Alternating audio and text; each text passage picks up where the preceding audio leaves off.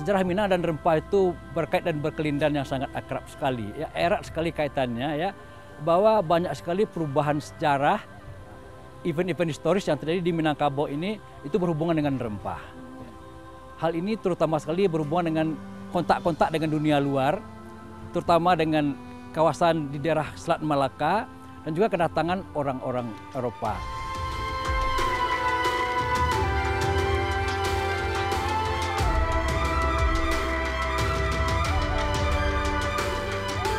Di negeri kita, rempah itu sudah dianggap suatu hal yang biasa. Tapi sejarah itu membuktikan rempah itu mengubah dunia karena orang Eropa membutuhkan rempah. Mereka rela untuk mengarungi lautan yang ribuan kilo jaraknya, menghadapi tantangan dan konflik politik untuk mendapatkan rempah.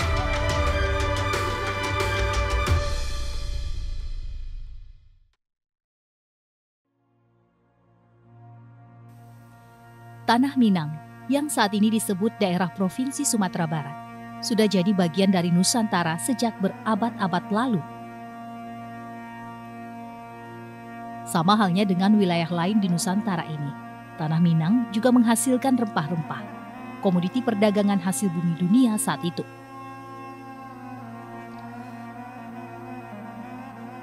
Sumber-sumber sejarah lama mengenal daerah Minangkabau sebagai tanah penghasil emas. Emas itu tak hanya bongkahan berkilau dari perut bumi, tapi juga berbagai rempah yang dihasilkan dari tanah Minang yang menarik kedatangan berbagai bangsa asing. Ya, dahulu nilai rempah itu setara dengan emas.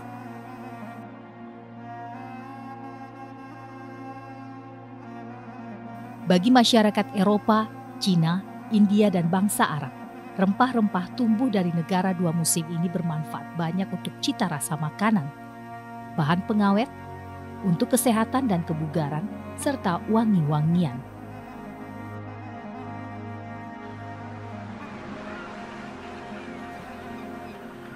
Dalam catatan tertua sejarah rempah Nusantara menyebutkan, di abad 15 pantai barat Sumatera jadi bagian sejarah dengan pusat perdagangan atau emporium pada masa itu adalah Malaka.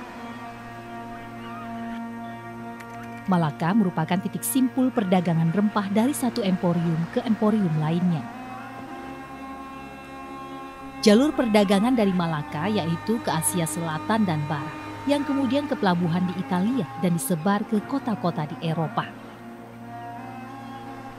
Jalur perdagangan dari Malaka ke Asia Timur juga dilakukan ke Kanton Cina. Saat itu pada abad ke-15 hingga 16, jika Nusantara bagian timur dikenal sebagai daerah penghasil cengkeh dan pala, maka wilayah bagian barat Nusantara seperti Sumatera adalah penghasil lada. Saat itu, perdagangan rempah di Tanah Minang sudah berlangsung di berbagai pelabuhan, seperti pelabuhan di air Bangis Sasak, Tiku, Pariaman, dan Indrapura.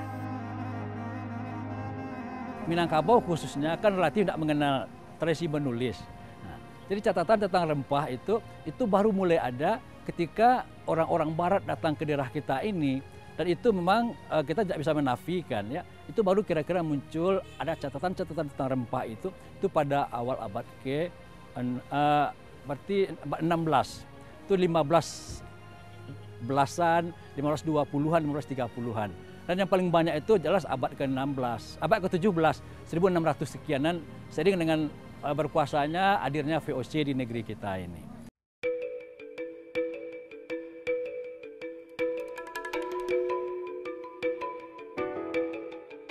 Lada atau juga dikenal merica dalam bahasa Sangsekerta diperkenalkan pertama kali di Aceh oleh pedagang India bersamaan dengan berkembangnya agama Islam di sana sekitar abad ke-14.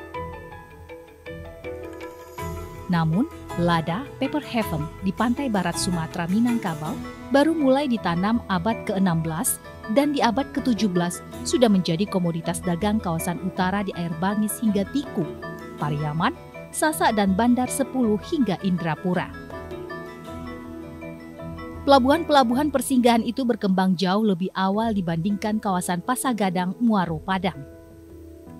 Pada awalnya, lada dari Pasaman hingga Indrapura, daerah yang kini berada di Darmasraya, dikumpulkan terlebih dahulu di Tiku dan selanjutnya dibawa ke Kuraraja, Aceh.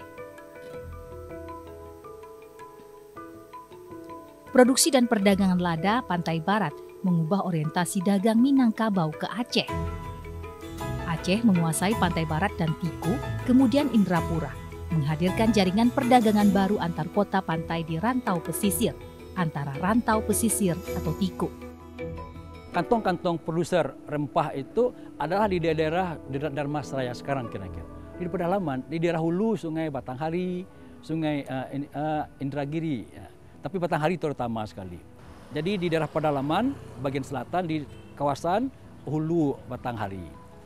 Kemudian ketika orang Eropa Aceh datang pada abad 16 dan Eropa datang abad 16, itu kantong-kantong produsen utama rempah itu seperti Indrapura, ya, Padang, Indrapura pesisir selatan, Bandar 10 dulu namanya, dan daerah sekitar Pasaman sampai ke utara sana itu. Daerah ini dinamakan juga dengan Paper Gebit. Ya, jadi daerah-daerah lada. Dan pelabuhan-pelabuhan tadi, terutama ya baik Indrapura, Tiku, Sasak, Air Bangis dan juga Natal, itu sering dinamakan dengan Paper Haven. Itu pelabuhan-pelabuhan lada.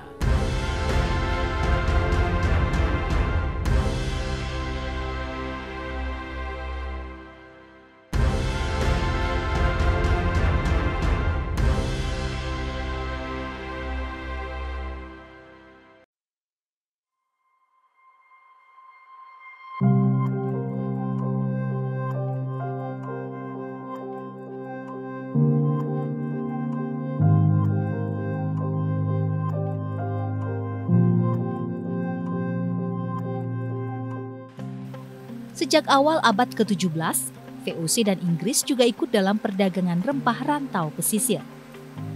Bisa terlihat dari bangunan-bangunan lama gudang di kawasan Pasagadang dan Muaro Padang. Kehadiran VOC dan Inggris menghadirkan persaingan dengan Aceh yang telah lebih dahulu menguasai rempah-rempah rantau pesisir.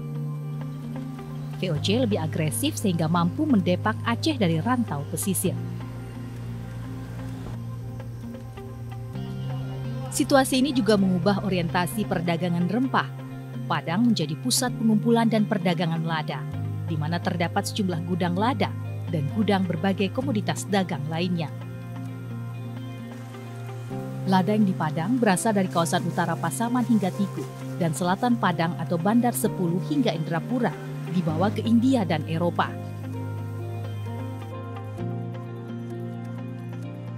Perdagangan lada di Padang dilaksanakan oleh VOC yang dijalankan oleh pegawai yang kemudian menjadi pedagang besar. Di kalangan orang Minang pun bermunculan saudagar besar. Dalam buku Rempah dan Perdagangan Rempah Sumatera Barat, Guru Besar Universitas Andalas Gusti Asnan menyampaikan, sejak akhir abad ke-17, sejalan dengan mundurnya pemerintahan di Kerajaan Aceh, Belanda makin berkuasa di kawasan ini. Belanda mengawasi komoditas perdagangan emas dan lada yang pada tahun-tahun berikutnya menyebabkan masyarakat mulai beralih ke tanaman perdagangan lainnya, termasuk kopi.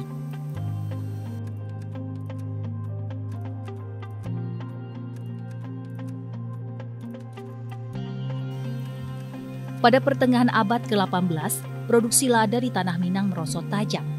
Era kejayaan lada pun memudar. Seiring kondisi itu, komoditas rempah lainnya seperti cengkeh, kulit manis dan pala mulai naik. Kalau Muaro kan adalah sebuah kawasan pelabuhan yang kehadirannya itu kan berhubungan erat dengan hadirnya Belanda di negeri kita ini. Dan itu tidak bisa dipisahkan dengan dijadikannya Padang sebagai ibu kota Hauptkomtua van Sumatera West Coast. Ya. Jadi daerah kekuasaan, daerah administratif utama VOC di pantai barat Sumatera. Dan itu baru pada paruhan kedua abad ke-17 itu, Mbak Ade. Ya. Jadi kehadiran Muaro itu sebetulnya relatif terlambat, relatif belakangan dibandingkan dengan Pariaman, Indrapura, Tiku. Nah, dan itu adalah pelabuhan-pelabuhan rempah utama di pantai barat Sumatera jauh sebelum ya Padang atau Muaro hadir.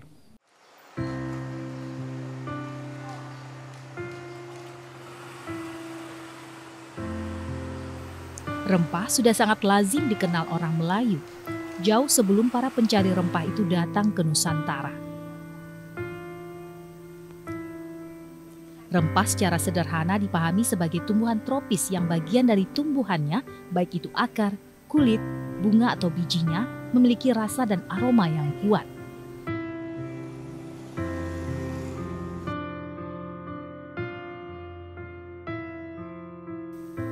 Dari banyaknya macam rempah, hanya ada 5 yang dianggap sebagai rempah utama, dalam artian membuat sejarah dan paling banyak mengisi lembaran sejarah di Minangkabau saat itu.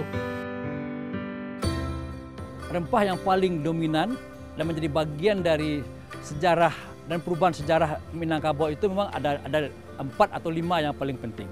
Yang pertama sekali itu adalah lada. Lada. Itu sudah lama sekali dan itu telah hadir dan menjadi komoditas rempah Minangkabau pada saat orang-orang asing datang ke sini. Baik orang Aceh, dahulu kan Aceh itu asing bagi Minangkabau. Orang Eropa, Belanda, Portugis dan sebagainya, ya itu lada udah ada di daerah kita.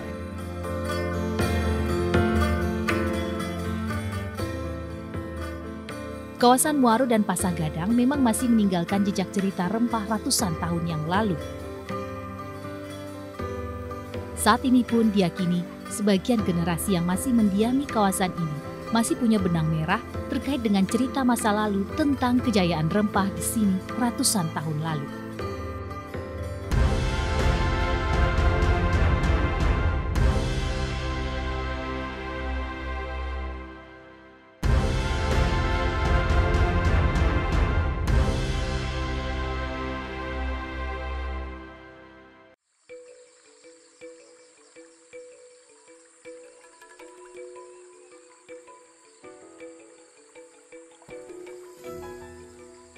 Kondisi daerah pedalaman Sumatera Barat yang berbukit, lembah, dan ngarai sangat mendukung budidaya beragam tanaman perdagangan. Potensi bumi ini barangkali tidak sebesar dahulu lagi, tidak mengalami perkembangan berarti, tapi masih menyisakan produktivitas turun-temurun hingga kini. Cengkeh salah satunya.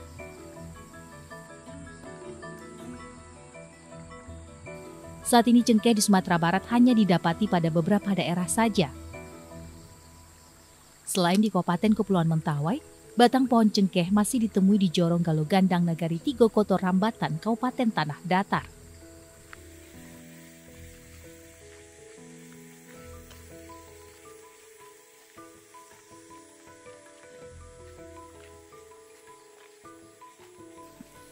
Daerah ini punya ratusan hektar lahan yang berisi pohon-pohon cengkeh. Selain ditanam di sela-sela areal persawahan, ada beberapa bukit jadi media tanam cengkeh. Bukit Siradiang, Jambu, Sirantiah, Gunung Peto, Kayun, Patak Kucak, Tanah Garam, dan Bukit Sipunggua. Jadi dari tahun berapa perkiraan cengkeh ini udah ada di daerah sini? Oh, udah lama, udah turun-temurun. Udah turun-temurun berarti ya. Cengkeh di sini seakan luasnya itu sampai di sawah-sawah kan kita lihat nih ada cengkeh. Di pinggir-pinggir rumah pun ditanam cengkeh. Ditanam cengkehnya. Kemungkinan berapa tahun ya itu Bang ya cengkeh di daerah sini? Udah buah. Udah berbuah. 5 tahun sudah berbuah. Itu yang di tengah-tengah ini udah cukup lama cengkehnya, Bang? Udah lama. 50 tahun.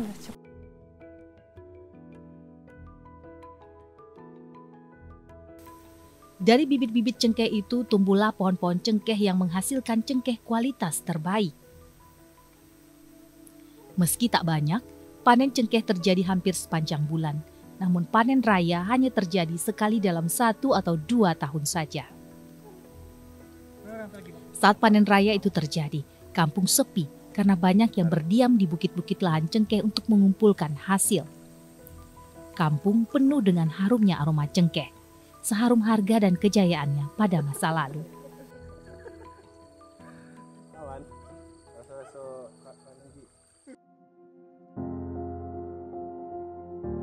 Negeri yang dilintasi garis khatulistiwa ini punya banyak berkah kesuburan tanah, keindahan alam dan kesejukan udaranya.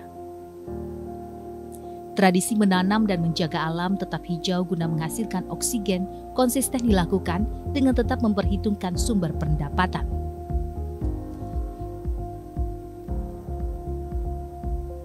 Keseimbangan alam yang terus dijaga jadi pesona memikat dunia dengan keharuman rempahnya. Cinnamon, Cassia vera atau lidah masyarakat menyebutnya kulit manis, tumbuh subur hingga kini di tanah Sumatera Barat. Dibandingkan beberapa jenis rempah lainnya seperti lada dan cengkeh, meski telah berganti generasi, kulit manis yang tumbuh masih berkualitas sampai saat ini. Cassia vera atau kulit manis relatif banyak dikembangkan masyarakat Sumatera Barat. Selain topografi yang mendukung, pertumbuhannya yang tidak manja membuat Cassia vera juga punya harga yang relatif layak dan kadang menjanjikan saat ini. Assalamualaikum Pak. Waalaikumsalam. Sedang mengikih kulit manis Pak Koyo? Iya. Barang kisaran kulit manisnya Pak? Kalau kini pemasaran tempelnya lebih turunnya Pak ya? Banyak turunnya pada biasa. Oh banyak turunnya pada biasa. Untuk hasil kabun Pak apa? Oh, Hasil kabun? hasil kabun setengah lah yo. Banyak durang.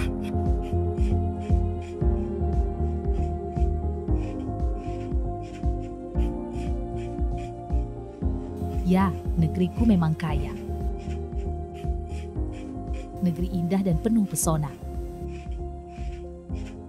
Pesonanya menyeluruh pada alam, gunung, laut, budaya, tradisi, kuliner bahkan tumbuhannya sang rempah-rempah yang mendunia berabad-abad lalu.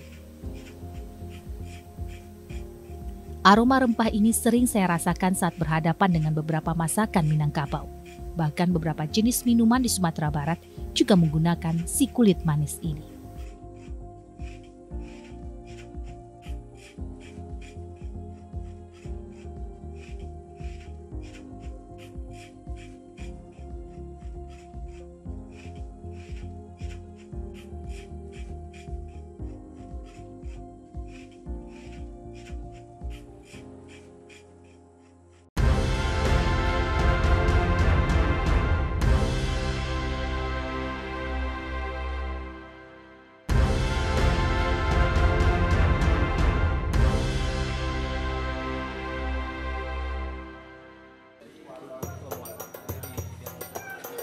Ragam kuliner Minangkabau menggugah selera.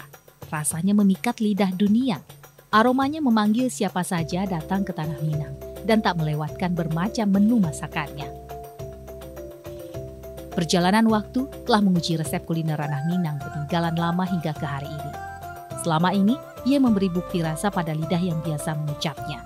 Selaras dengan kearifan lokal, spicy menyajikan rasa yang kuat.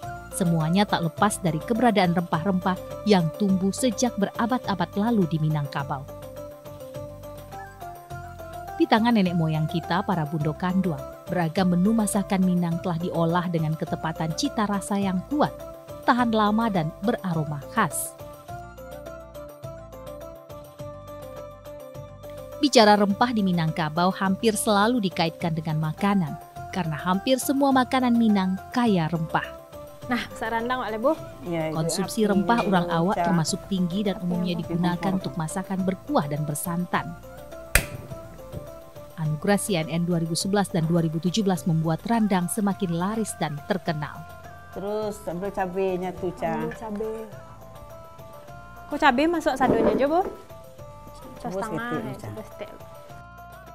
Terus bumbu kon tuh abu? Itu bumbu randang tuh, Ca, yang sudah digiling. Yang sudah digiling. Kalau naniko, Bu?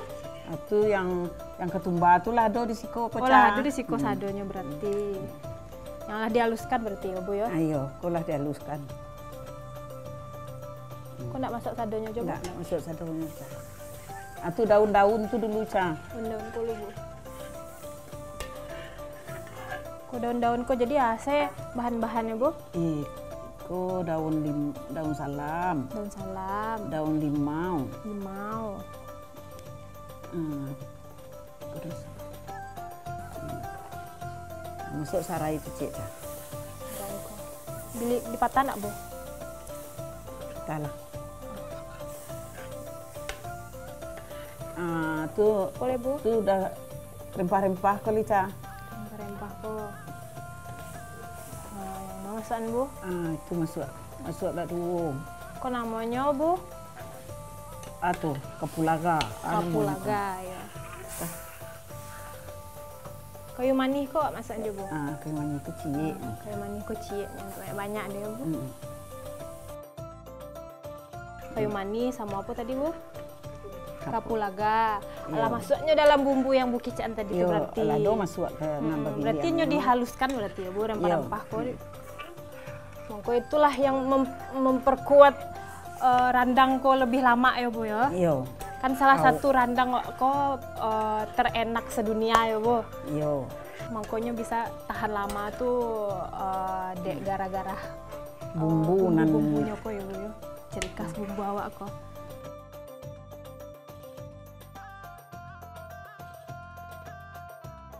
Lah, masuklah daging awak lagi, Ca. Jadi, Bu.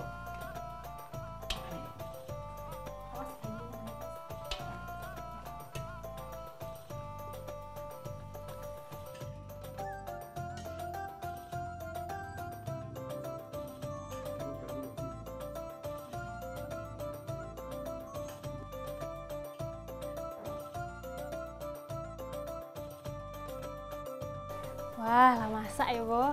Pak pindan le, Bu. Iya.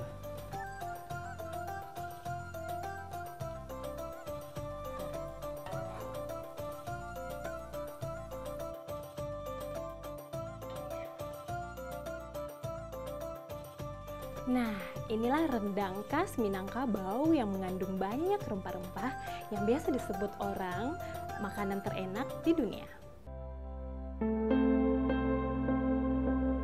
Tanah Sumatera Barat tidak hanya ditumbuhi beragam rempah. Tanaman rimpang seperti jahe, kunyit, lengkoas, temulawak, kencur, serai, daun kunyit, salam, daun jeruk, jeruk nipis hingga tanaman obat-obatan atau herbal sering dimanfaatkan dalam kehidupan masyarakat Minangkabau. Pengolahannya tentu saja bersamaan dengan rempah-rempah. Tanaman itu semua punya banyak manfaat dalam kesehatan dan kebugaran tubuh, seperti untuk pengobatan dan pencegahan berbagai penyakit.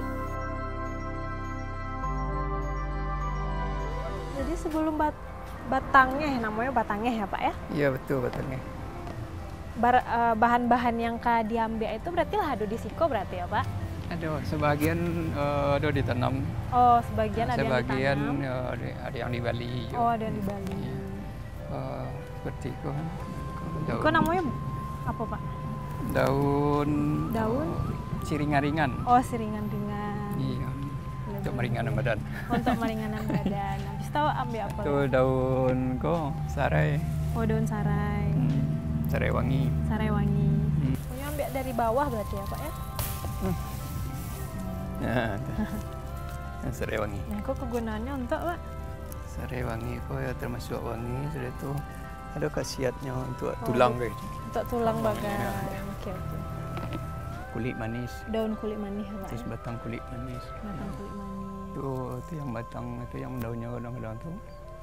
Daun pigago yang tumbuh di tanah Minang, ditambah daun sirih, serai dan serai wangi serta jahe, dipadukan dengan rempah dari tanaman tua seperti Cassia vera, kapulaga, adamunggu dan cengkeh. Perpaduan dedaunan dan rempah ini dimanfaatkan untuk mandi uap tradisional ala Minangkabau yang disebut batangeh. Seluruh bahan-bahan itu direbus setelah dicuci bersih. Direbus dalam sebuah panci besar yang uapnya dialirkan pada sebuah ruang tertutup. Pada ruang tertutup ini, batangnya atau mandi uap rempah dilakukan sekitar 10 hingga 15 menit saja. Uap dari ramuan batangeh bukan sembarang aroma.